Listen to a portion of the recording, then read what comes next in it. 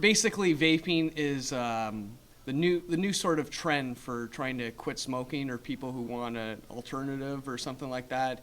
It uses it's sort of a change from how they used to do it. It's gotten a lot more sort of mainstream and easier to do. So you use sort of a liquid.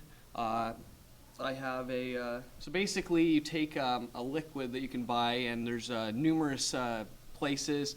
The corner stores I find are less legitimate, and you'd want to go to like a real store. So like maybe the Vaper Bar in Dundas, that's a good one.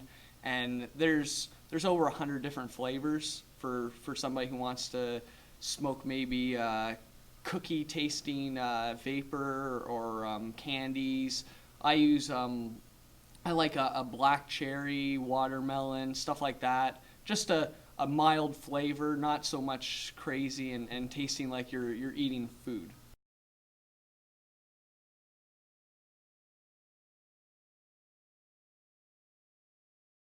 Absolutely, absolutely, definitely. You definitely want to use something, and what people don't understand about smoking is it's a ritual. People want to treat it as an addiction, but if you actually enjoy smoking like I do, it becomes something that you do all the time, and it's like, oh yeah, I enjoy this. So if you want to quit smoking, I'd say the best thing would be to have something like this to replace the activity that you do. Eventually, quit this if you want. Some people are going to continue. I'm not one of these people. I want to get to the point where I can smoke 2 cigarettes a day, because at the end of the day, I don't want to vape. I do it to have an alternative to smoking while I'm in the process of completely quitting, which is, I think I smoked for 10 years. So that's a significant amount of time.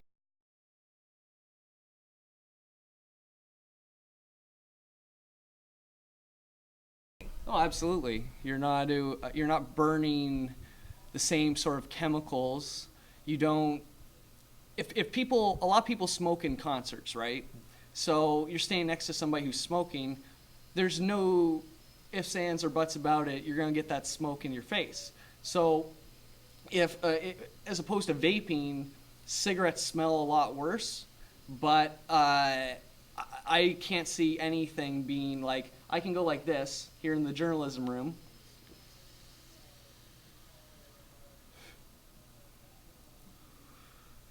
and nobody can smell a thing.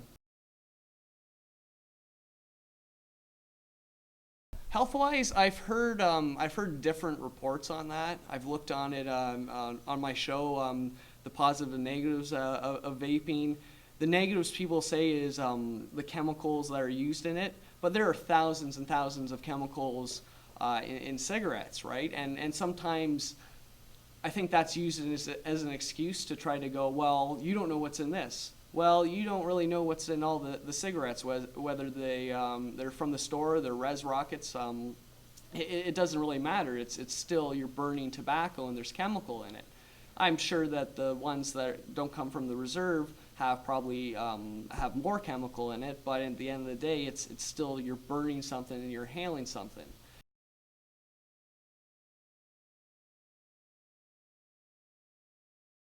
I don't think they're I don't think they should be treated like cigarettes. In certain places, you should just have common sense not to smoke. You know, playgrounds, outside of school. You know, you have to be a certain feet away. And I really think that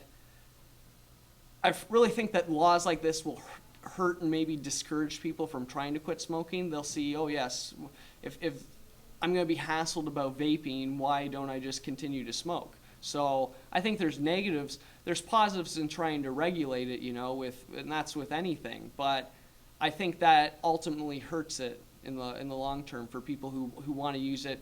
But then again, what if you have gone from smoking cigarettes and now you're vaping? Why should you have the more freedom than a smoker would to necessarily go out and smoke right outside a doorway, or outside a restaurant, or something like that?